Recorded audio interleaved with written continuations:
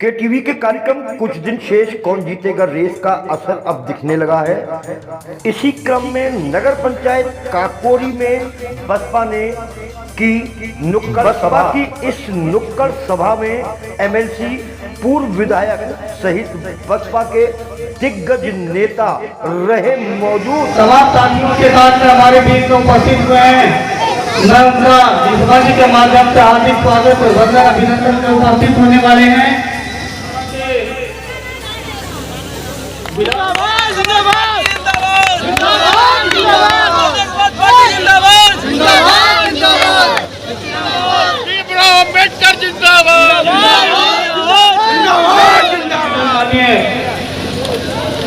भीमराव अम्बेडकर साहब को उनका स्वागत करेंगे।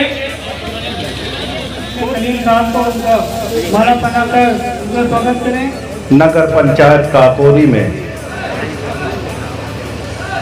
बहुजन समाज पार्टी के नेतृत्व में एक छोटी सी कार्यकर्ता बैठक आयोजित की जा रही है। तो मैं अपनी बात पार्टी के संस्थापक माननीय श्री कांशीराम साहब उनको सच्ची श्रद्धांजलि अर्पित करता हूं। कार्यक्रम में इस प्रदेश की सबसे बड़ी अदालत कि क्या आपका ये फोन, ये जो नंबर है, ये कितने दिन रहेगा। आज भी उन घरों में, उन दुखियारों के बीच जाकर के उनसे हालचाल पूछने का काम करता है। सभा नहीं चल रही, यहाँ पे बात इस बात की आ रही है। आज इस मंच के माध्यम से आपका भाई वादा करके जा रहा है, अगर आप लोग बहुजन समाज पार्टी के उस उम्मीदवार को जिता के भेजेंगे, अगर आपकी तरफ कोई आंख उठा के देखेगा तो बहुजन समाज पार्टी का एक एक कार्यकर्ता उसका पंजा मरोड़ने का काम करेगा मेरे साथ। बहुजन समाज पार्टी जिंदाबाद जिंदाबाद जिंदाबाद, बहुजन समाज पार्टी जिंदाबाद जिंदाबाद जिंदाबाद, हमारी मायावती जिंदाबाद। हमारे छोटे भाई इमरान मंसूरी जी के द्वारा आयोजित इस नुक्कड़ सभा में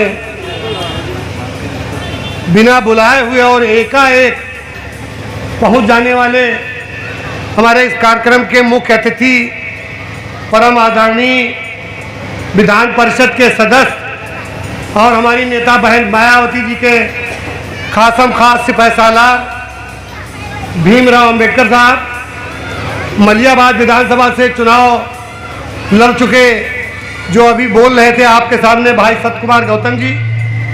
खबरें आ रही हैं कि शायद 10 नवंबर तक, 12 नवंबर तक अधिसूचना जारी हो जाएगी और आपके वहाँ नवंबर आखिर से लेके वो 15 दिसंबर तक के चुनाव हो सकते हैं। साथियों, मुझे अपने बारे में आपसे कुछ नहीं कहना है। आप मुझे यहाँ से लगा के और घर के अंदर तलक के, बल्कि 2-4 पीढ़ियों तलक के आप लोग हमें पहचानते हैं। और मैंने कभी कोई अपने दरवाजे आए हुए आदमी को हमेशा कोशिश की कि मायूस होकर वो ना। आज भी आप मेरे घर चले जाइए तो बहुत से लोगों के घर में सीसीटीवी कैमरे लगे हुए हैं, लेकिन आज भी मेरे घर के ऊपर कोई सीसीटीवी कैमरा नहीं है। मैं देख के बाहर मिलने नहीं आता कि कौन बाहर आया, किससे मिलना है और किससे नहीं मिलना है। जो हमारे दरवाजे आ जाता है, जो हमसे मिलने आ जाता है, मैं तुरंत उससे घर में बोलता हूं कि बाहर कमरा खुलवाओ, नाली, आपकी सड़क, आपका खरंजा, आपके दुख तकलीफ, आपका थाना, आपका पुलिस, आपका बिजली का काम वो आसानी से करा सके। लेकिन आज ये सब हो नहीं रहा।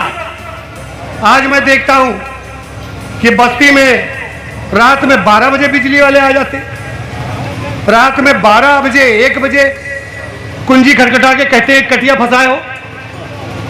हाँ भैया, वो धोखे फंस गया, लाओ 10,000, लाओ 6,000, लाओ 5,000, और 1 घंटे में वो 40 से 50,000 रुपया उस गली से लेकर निकल जाते हैं। यह आपकी मेहनत की कमाई है, यह आपकी पैसे की कमाई है। अगर आपने हमारा चेयरमैन जिताने का काम किया तो मैं आपको यकीन दिलाता हूं उसी दिन से ये बिजली वाले आपके काकोरी में घूमना बंद नहीं कर देंगे, बल्कि बंद था। मेरे टाइम में किसी की हैसियत नहीं थी, किसी की हिम्मत नहीं थी कि आपके घर में छापा डाले और आपको कटिए के नाम पर नोटिस दे या आपसे जुर्माना वसूल करे। ये हमारी ताकत नहीं थी अकेले, ये आपकी ताकत थी और हमारी पार्टी और हमारी नेता बहन मायावती जी की ताकत हमारे पीछे थी, जो मैं आपके काम किया करते थे। भारतीय जनता पार्टी को न तो उत्तर प्रदेश से हटा पाएंगे और न ही दिल्ली से हटा पाएंगे। अब वक्त आ गया है, आपको बदलना पड़ेगा। गली नुक्कड़ पे आपसे मिलता रहूंगा, मीटिंगें करता रहूंगा। इसी तरह से हम तो सोचे थे कि वहां पे थोड़े से लोगों को बुलाया गया है, लेकिन यहाँ सैकड़ों की तादाद में लोग जमा हो गए। आप सबका बहुत बहुत शुक्रिया। और एक बार फिर इस गुजारिश के साथ कि आने वाले नगर पंचायत के चुनाव में समाजवादी और भारतीय जनता पार्टी जैसे लोगों को हटाने का काम करिए, इनके झांसे में मत आइए, आंखें बंद करिए और हाथी पे मोहर लगाइए। फिर मैं जिम्मेदारी लेता हूं, मैं आपसे जिम्मेदारी लेता हूं कि जिसको आप काकोरी का चेयरमैन बना के बैठा लेंगे तो मेरा हाथ होगा और उसके कान होंगे अगर वो आपका काम नहीं करते। मैं काम कराने की जिम्मेदारी लेता हूं। जैसे मैं काम आपके किया करता था उसी तरह से आपका एक एक काम कराने का काम करूंगा। बहनी बातों के साथ अपनी वाणी को विराम देता हूं। जय भीम, जय भारत, खुदा। बहुजन समाज पार्टी जिंदाबाद, जिंदाबाद, जिंदाबाद। बहुजन समाज पार्टी। और हमारे ख्याल से काकोरी में आज की जो सभा देख के मुझे तो ऐसा लग रहा है कि पूरे लखनऊ जनपद, जहां जहां मैं देख रहा हूं, पूरे लखनऊ मंडल में, पूरे लखनऊ जनपद में सबसे पहले काकोरी में इस आने वाले जो लोकतंत्र का पर्व है, निकाय का चुनाव, उसमें सबसे पहले ये तय कर लिया है कि हमें काकोरी में बहुजन समाज पार्टी का चेयरमैन बनाकर इस बदलाव ने जवाब दिया। जैसे यहाँ पर हम और आप बात करते हैं, ये माननीय बहन जी की कृपा है और आप लोगों का स्नेह है कि जैसे यहाँ पर हम और आप बात करते हैं और जो बात हम आपके बीच में कहेंगे और जो आपकी समस्या होगी तो विधान परिषद में हम इसी तरह से इधर हम खड़े होंगे और हमारे ठीक सामने जितनी दूरी पर हमारे दादा बैठे हैं इतनी दूरी पर सामने माननीय मुख्यमंत्री जी बैठे होंगे। वहां बहुत उनका बिजली का पूरा बिल माफ करना चाहिए, ये हमारी उनसे मांग है। इस पर बहुजन समाज पार्टी का शासन आ जाएगा। माननीय बहन कुमारी मायावती पार्टी की गलत आर्थिक नीतियों से वो गरीबी हटाओ का नारा लगाते रहे, गरीबी हटाओ का नारा लगाते रहे और करोड़ों की संख्या में गरीब।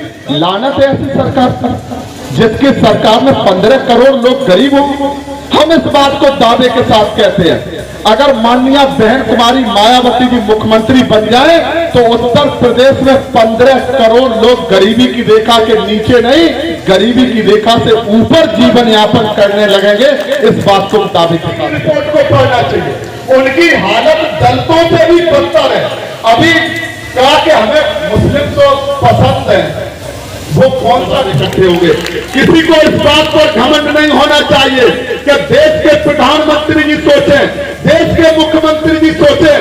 अभी माता रमाबाई अंबेडकर मैदान में रैली नहीं कर पाए, उस मैदान में अगर कोई रैली करता है तो बहुजन समाज पार्टी करती है, और जब उस रिकॉर्ड को कोई बनाता है तो बहुजन समाज पार्टी बनाती है, और उस रिकॉर्ड को अगर कोई तोड़ता है तो उस रिकॉर्ड को भी बहुजन समाज पार्टी तोड़ती है किसी दूसरी पार्टी। और बहन जी से निवेदन करके अभी और जब सरकार बनेगी तो जितना हिस्सा आप काकोरी में सोचते होंगे उससे कई हजार गुना विकास कराने का काम हम आपके बीच में मानिया करेंगे। कि बहुत ही कीमती समय निकाल कर आप लोगों ने आए और सभी लोगों का आपने बात सुनी अच्छी तरीके से, और हमारे जो मुख्य अतिथि आए हैं उन्हीं का बहुत बहुत शुक्रगुजार हूँ, और हमारे विधायक जी मोहम्मद इशाक साहब का उनका भी बहुत बहुत शुक्रगुजार हूँ। जितने लोग तमाम लोग आए सभी का मैं शुक्रगुजार हूँ।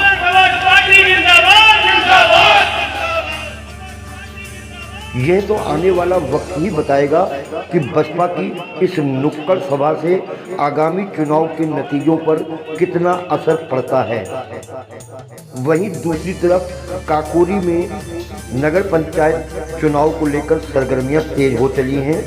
नगर पंचायत कार्यालय में जहां एक तरफ आधार कार्ड का कार्य जोरों पर है, वहीं सभी बीएलओ अपने अपने कार्य करते दिख रहे हैं। वहीं इसके विपरीत भाजपा से उम्मीदवार ने आरोप लगाए हैं कि वोटर लिस्ट में नामों को बढ़ाने के नाम पर हो रही है धांधली। कौशिक जी, धन्यवाद आपका। मैं कौशिक जी आपको बताना चाहता हूं कि जो अपना नगर पंचायत चुनाव में इस समय वोटर लिस्ट पे काम चल रहा है, ये काम ईमानदारी से और मेहनत से नहीं किया जा रहा है। इसमें केवल जब बस लीपापोती हो रही है।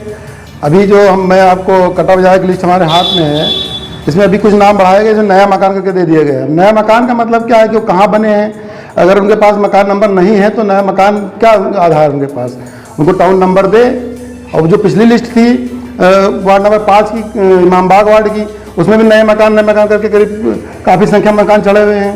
वो 5 साल पहले भी नए थे, आज भी नए हैं, उनको आज तक मकान नंबर नहीं मिला है। और वो उनका नाम वोटर लिस्ट में किस आधार पर शामिल किया जा रहा है। इसके लिए पुरुषोत्तम जी कहीं शिकायत की है आपने? हाँ, शिकायत हमको एक नंबर मिला था उसमें मोबाइल पे, उसमें अखबार में, तो हमने उसको फ़ोन किया। उन्होंने कहा कि इसको आप तहसीलदार से करिए। जिलाधिकारी महोदय ने इसके लिए टोल फ्री नंबर जारी किया। जी, टोल फ्री नंबर उन्होंने फ़ोन किया तो उन्होंने कहा कि आप तहसीलदार से बात करिए। तहसीलदार को हमने कई बार फ़ोन मिला, उनको उठा ही नहीं। जी, कट्टा बाजार वार्ड की पुरानी लिस्ट है 2017 की, और ये नई लिस्ट है। इस नई लिस्ट में जो है ये ऊपर नए मकान जोड़ दिए गए हैं। तो नए मकान, इनका कोई आधार क्या है? आपने केवल उनका आधार कार्ड लिया, कहाँ के रहने वाले हैं, उन्होंने अपना नाम वहाँ कटाया या नहीं कटाया, यहाँ उन्होंने से मकान नंबर जब तक लिया नहीं तो रोटेशन नाम कैसे उनका जुड़ गया है। और फिर अगर नया मकान है तो फिर नया मकान और पुराना मकान कर दीजिए, वोटर लिस्ट का कॉलम हटा दीजिए, उसका मकानों का कॉलम हटा दीजिए कि मकान नंबर का कॉलम हटा दीजिए आप। अगर आप मकान नंबर का कॉलम से बना हुआ है कि इतने मकान नंबर में इतने लोग रह रहे हैं, तो उनके मकान नंबर के आगे उनके नाम होने चाहिए। दूसरी बात यह है कि एक मकान नंबर में आपके 50-50, 100 नाम जुड़े हुए हैं। उसमें हिंदू के भी जुड़े हुए हैं, मुस्लिम के जुड़े हुए हैं, इधर उधर के नाम जुड़े हुए हैं। कहीं न कहीं पुरुषोत्तम जी ये कहना चाहते हैं कि वोटर लिस्ट में जो नाम बढ़ाने का कार्य चल रहा है उसमें धांधली हो रही, लापरवाही हो रही, कोई जिम्मेदारी ही नहीं है, किसी से कोई मतलब ही नहीं है। खाना पूर्ति है, वो आके बैठ गए, अपना कर रहे हैं जैसे कर, उनको देखने नहीं आता। अभी ये देखिए, इसमें नाम कटा बाजार की लिस्ट को हम आपको दिखा रहे हैं। इसमें एक नाम ये आशीष सनाब श्री राम का पड़ा हुआ है, ये देखिए, ठीक है। ये और यही नाम इसी वार्ड का इसमें पहले पड़ा हुआ है, आशीष का। ये देखिए, हमें निशान लगा हुआ है इस पर, यही नाम। कौशिक जी, हम कहना चाह रहे हैं कि अगर वोटर लिस्ट सही नहीं होगी, वोटर लिस्ट ही गड़बड़ होगी, तो प्रत्याशी कैसे चुनाव लड़ेगा, किस आधार पर चुनाव लड़ेगा? हमारी वोटर लिस्ट ही नहीं सही है, उसमें ही गफला हो रहा है, कहीं ना किसी दबाव में नाम बढ़ाए जा रहे हैं, गलत तरीके से लोगों को शामिल किया जा रहा है। तो ऐसा अगर गड़बड़ लिस्ट होगी तो चुनाव फिर क्यों लड़ेगा? कहना हम ये चाह रहे हैं, जब से जो है ये KTV वालों ने जो ये प्रचार किया है, तब से जो है सफाई व्यवस्था ठीक होने लगी है। और टाउन के लोग पूछने आते हैं, और अभी तक ब्लीचिंग नहीं इस्तेमाल हो रही थी, अब होने लगी है। और का कार्य भी शुरू हो गया, सौंदर्यीकरण का भी काम KTV का असर दिखने लगा है। अब सफाई शुरू हो गई है। 5 साल में पहले काम कुछ नहीं हुआ, अब शुरू हुआ है। सुरेश कुमार सोनी। क्या कहना चाहते हैं सुनील? हम ये कहना चाहते हैं कि टाउन एरिया के अंदर जो पहले पिछले 5 साल में काम नहीं हो रहे थे, वो अब काम हो रहे हैं। KTV के माध्यम से काफ़ी अच्छा इन लोगों ने जो है काकोरी में देखा, भ्रमण किया, उसके बाद जो है छापा प्रकाशित किया, उसके बाद जो 5 साल में काम नहीं हो रहा है वो वर्तमान समय में ऐसे ही होते रहे, काम ऐसे होते रहे। और जो आशा ये करता हूँ कि जो नया चेयरमैन आए वो इससे अच्छा करे।